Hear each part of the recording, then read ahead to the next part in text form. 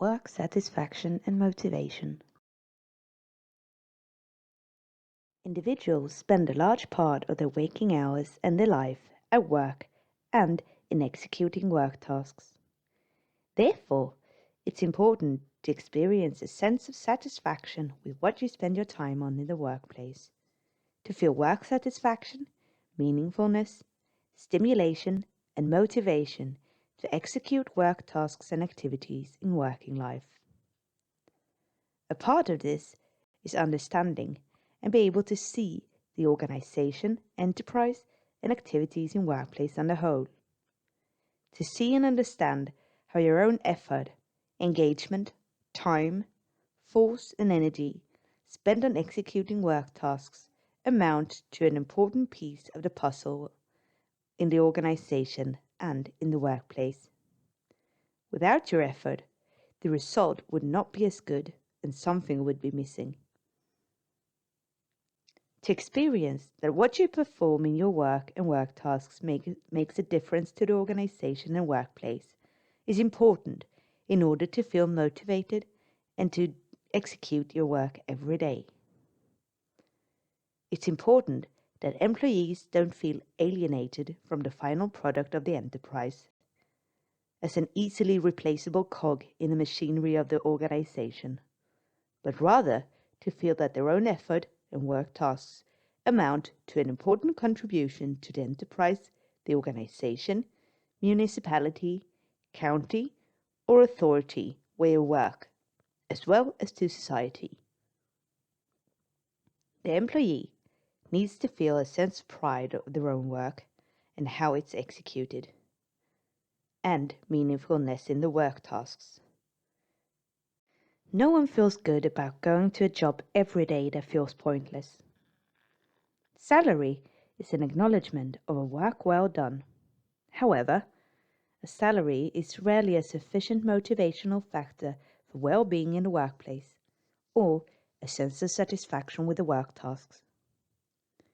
Motivation increases with increased understanding of the own work task significance in the work team, for co-workers, and for the goals of the activities in the workplace, for the organization or enterprise's productivity, financial gain, goals, and successes. As a task in society, for the maintenance of societal functions, for the common welfare, development, as well as for the future. Motivation increases through own areas of responsibility in the workplace. Through being clear on the overall aim of the organization and how the work tasks of an individual employee contributes to achieve this, managers and management can contribute to the individual's well-being with the tasks in the workplace.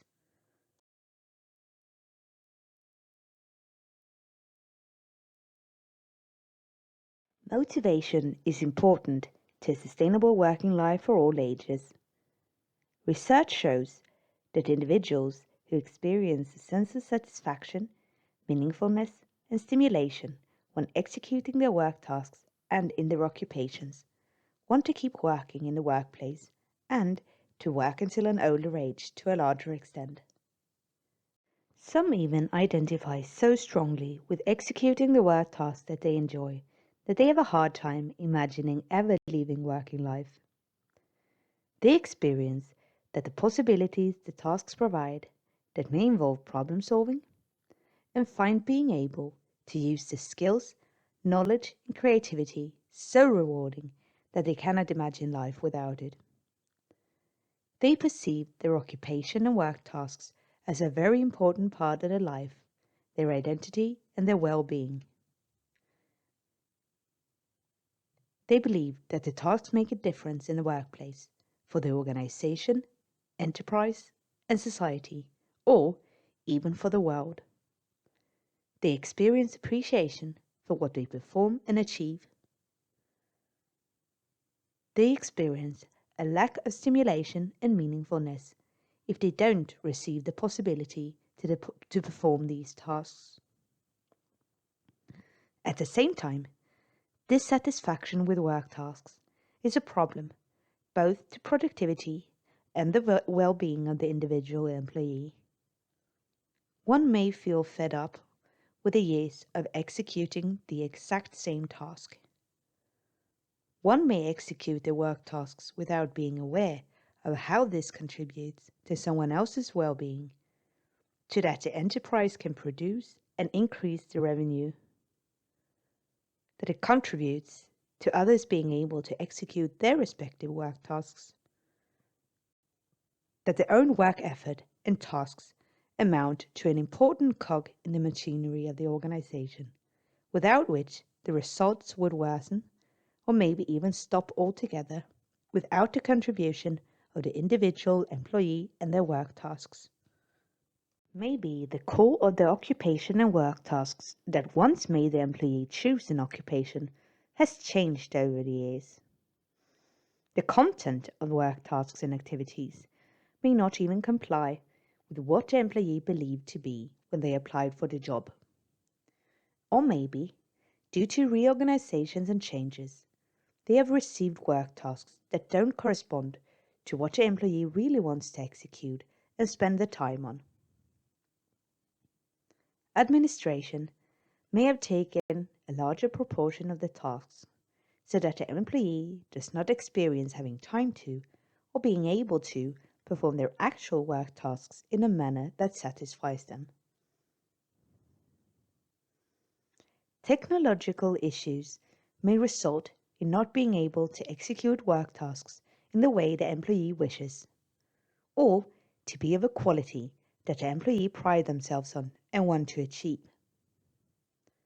Research shows that factors such as these may contribute to the employee wanting to leave working life, the workplace, and maybe spend their time doing something completely different, such as working in a different workplace, or if they have the possibility to do more exciting tasks and activities in their leisure time, they may leave working life altogether and retire.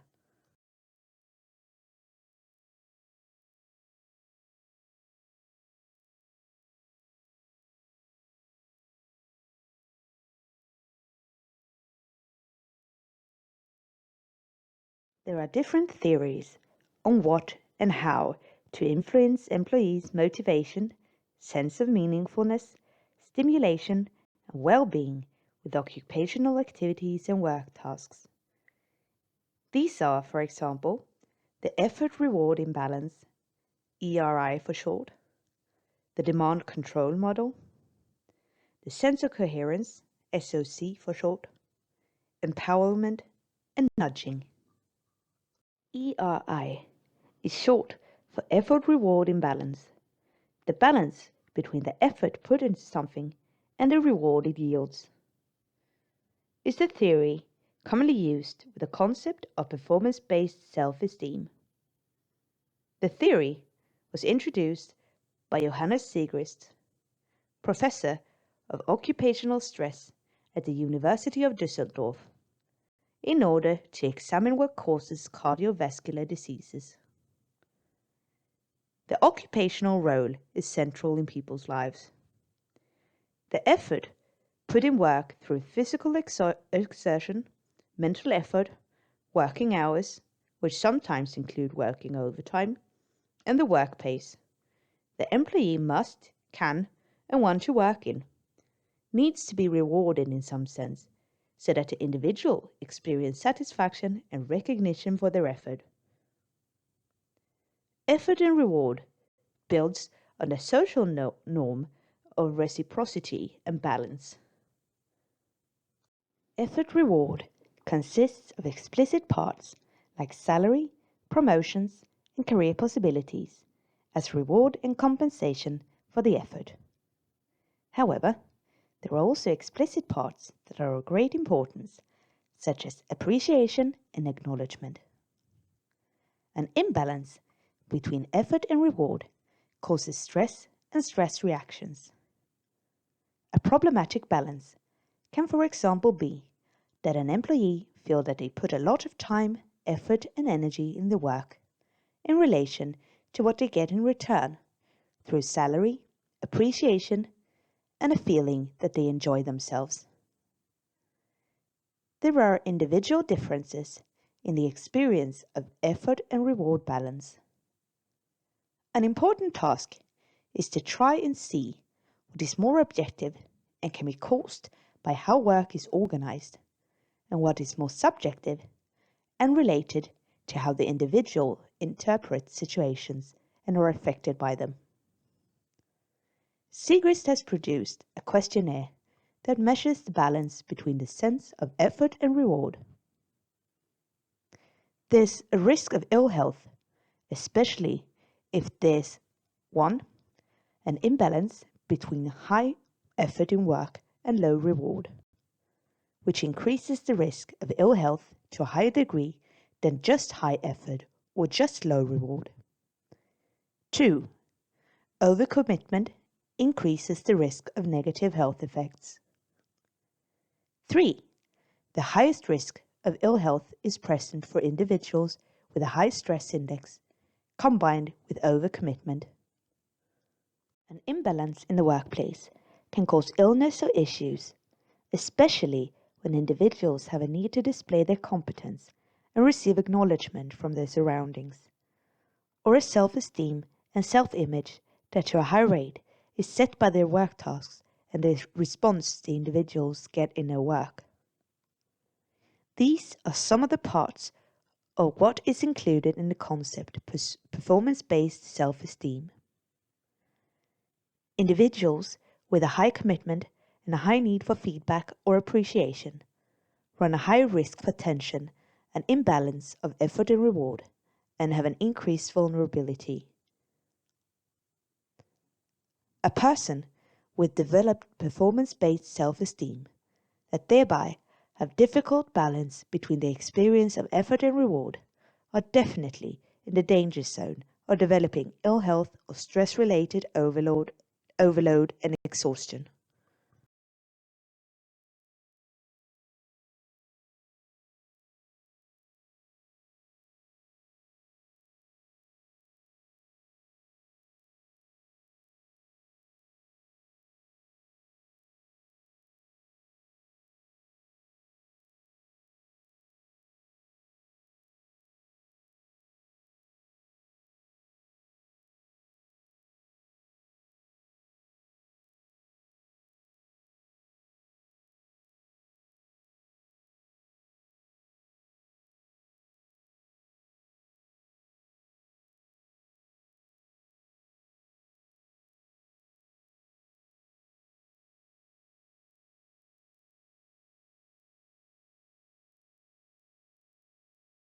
Karasek and Theorel describe in their book Healthy Work from 1991 that demand and effort in the work affect the work and the execution of work tasks and activities.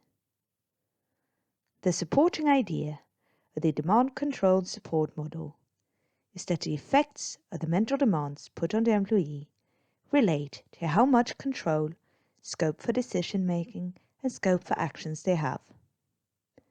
When the dimension of support was added to the demand control model through Johnson in 1986, the model showed to describe in a good way how social support can compensate for some of the shortcomings of the organization through putting too high demands on employees with a low rate of own control of the work tasks and activities. High mental demands increases the risk of illness caused by stress reactions, if there at the same time is a lack of social support or lack of control to influence the organization and the execution of their own work tasks.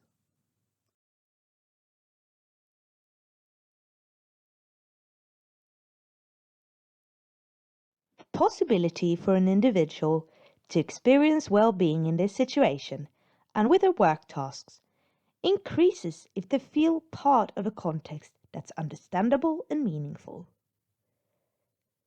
Sociologist Aaron Antonovsky, born in the US but for the larger part of his life active in Israel, studied among other things the state of health of Jewish women that had survived the concentration camps of the Second World War. He found that many were in sound health and experienced well-being despite the hardships and traumatic events they had suffered.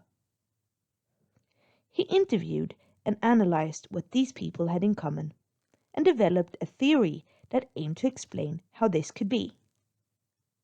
The theory is focused on the concept of salutogenesis, a medical approach that focuses on factors that promote health and well-being. In other words, what makes individuals able to experience well-being despite terrible hardships they have endured? And is it possible to strengthen this in individuals? According to Antonovsky, the health of an individual depends on the individual's possibility to a sense of coherence, or SOC for short.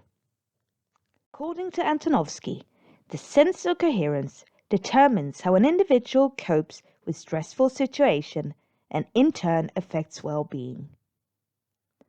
The possibility of experiencing a sense of coherence in life and working life is based on three parts. Comprehensibility, in other words, a sense of what's happening, both inside and outside the individual, that is comprehensively structured and predictable. Manageability, which in this case means that the resources needed in order to handle events that take place in the surroundings are sufficient and available.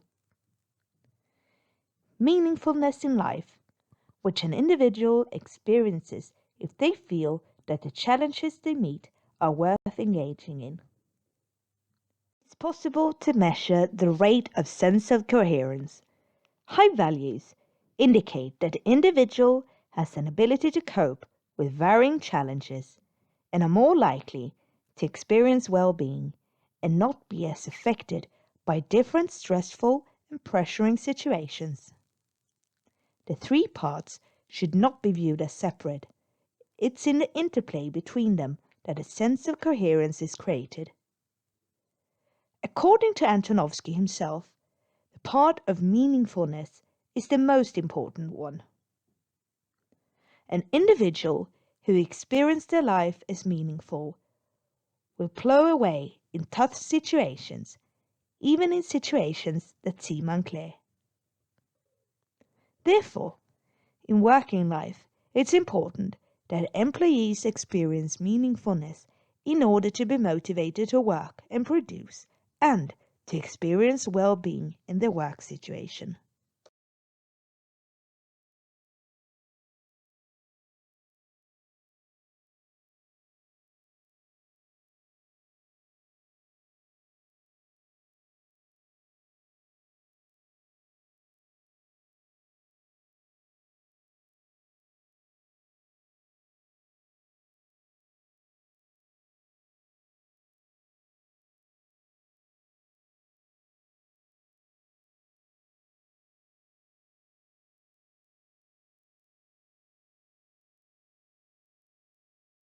The term empowerment has been used frequently in management since the 1980s, but has spread to organizational development and competence development.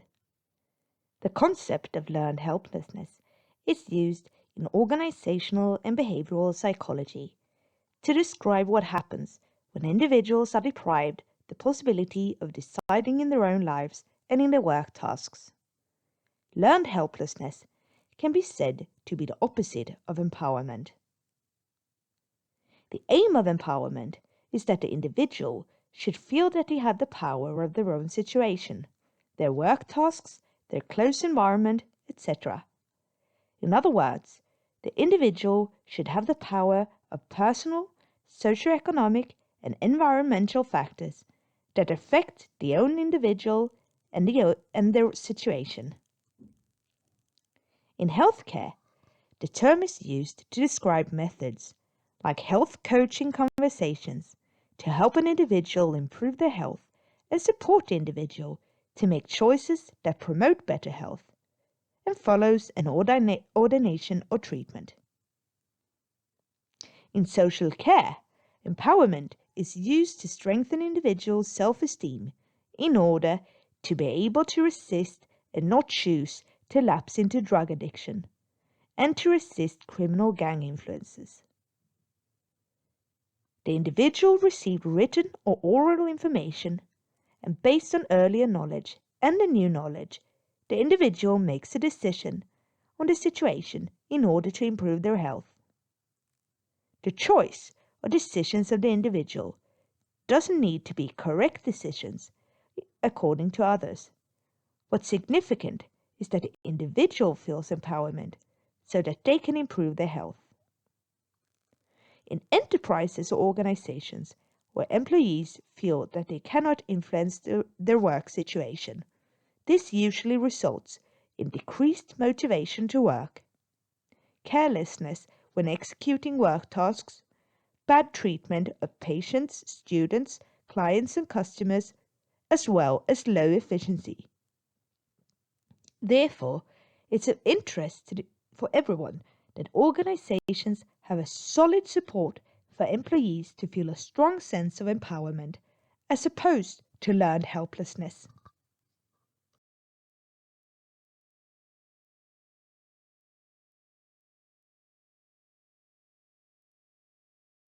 Nudging is, simply put, a mental nudge in a direction that makes a person choose one alternative over another. Thereby, it's a policy instrument for individuals both in society and in workplaces. The theory behind the concept is that people usually know what is the right or best thing to do. However, we don't always make rational and measured decisions, but rather make many of our decisions on routine based on old habits, even if we know better. Humans usually have problems with self-control, succumb to temptations, procrastinate, or do what everyone else does. We know that it's good for us to maintain a healthy diet, exercise, study, be goal-oriented and productive at work, but we don't always do it. Therefore, individuals can sometimes need help to make the right decision through nudging, a small push in the right direction. When the Dutch airport Schiphol had a problem with men standing up and urinating and not being very careful to aim at the urinal, nudging was used through painting a small fly at the bottom of the urinal. This resulted in the urine outside the urinal to decrease by 80% when the men had something to aim at. The experiment at Schiphol was the start of what was to be called nudging, when two American researchers decided to investigate why the fly had such a great effect. Behavioral economist Richard Thaler and Professor Cass Sunstein described how we all can become better people and make wiser decisions if we are nudged. Richard Thaler was awarded with the Nobel Memorial Prize in Economic Sciences in 2017 for, among other things, his theories on nudging. Nudging is usually described in positive terms, since it can be used to influence people to make choices that are good for them or to society. It can be to place fruits at the cashier to make people choose an apple instead of candy, or to paint footsteps on the pavement towards a waste bin in order to decrease litter. Nudging can also be used to help people change behaviors. For example, complicate smoking through referring to smokers' corners, or to serve food on smaller plates to trick the eye that you eat more than you actually do. In order to make the small nudges from leaders in society or in a workplace work, and to make individuals act in the right direction, there needs to be an experience in the individuals that they have a free choice. It's also important to perceive their own effort as meaningful and how it's a part of a larger context in order to be motivated and execute the task well. If we, for example, sympathize with the idea of a better environment, we accept to sort our waste, for example. However, The acceptance is also affected by who takes advantage of the nudge.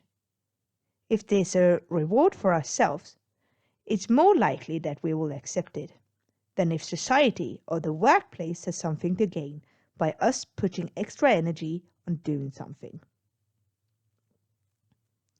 Nudges that provide individual advantages are also experienced as less restrictive of the free choice. In the book, Nudge, Improving Decisions About Health, Wealth, and Happiness, the concept is described as follows. Any aspect of the choice architecture that alters the people's behavior in a predictable way without forbidding any options or significantly changing their economic incentives. To count as a mere nudge, the intervention must be easy and cheap to avoid. Nudges are not mandates. Putting fruit at eye level counts as a nudge. Banning junk food does not. In order to increase employees' motivation, the managers and management can display the significance of the work tasks and work effort in a larger context. Through perceiving their own work tasks in relation to the work unit, the organization or enterprise, or to society, increase the conditions to feel meaningful, experience work satisfaction and stimulation to execute work tasks. As a manager, another way to make employees feel proud and motivated when executing their work tasks is to describe and deepen the understanding of the historical background of the work, the significance of reaching the goals of the organization, and how the work tasks and occupation is meaningful to the work team and in relation to competitors or similar organizations. Ensure that everyone feels and knows the role they play on the road towards the vision for the future. At the same time, it's of great importance that management and managers ensure that there are sufficient resources and that the work demands are balanced with the ability to execute the work tasks and activities.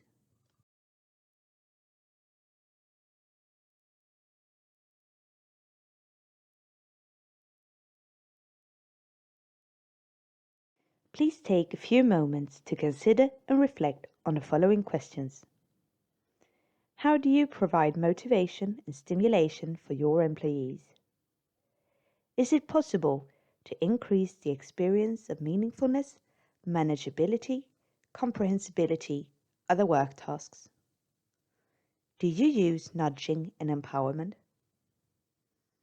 Does everyone in the work team understand how their work tasks and work effort contributes to the goals and vision in the workplace, in the work team, in the organization or enterprise, or in society? Are there possibilities for employees to manage their own areas of responsibility?